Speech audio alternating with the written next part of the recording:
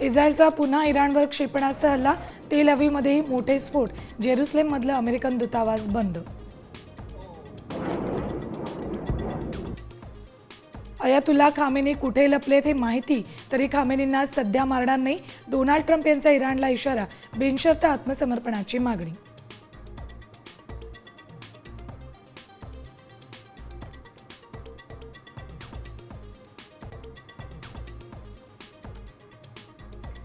टोलबाबत खुशखबर मिळणार, केंद्र सरकार पुढच्या 2-3 दिवसात मोठी घोषणा करणार. केंद्रीय वाहतूक मंत्री नितीन गडकरींनी दिले संकेत.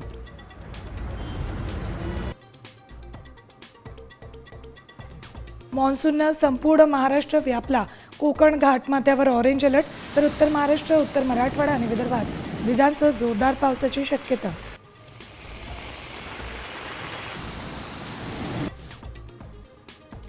मनसे ठाकरे सेनेचं ठरलं, दोन्ही पक्षांचे कार्यकर्ते एकत्र येणार. इंडिगो अंतर्गत येणाऱ्या अजाईल कंपनीच्या विरोधात आंदोलन करणार.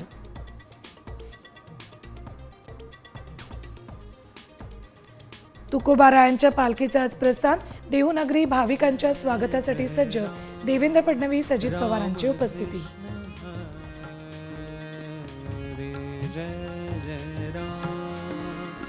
राम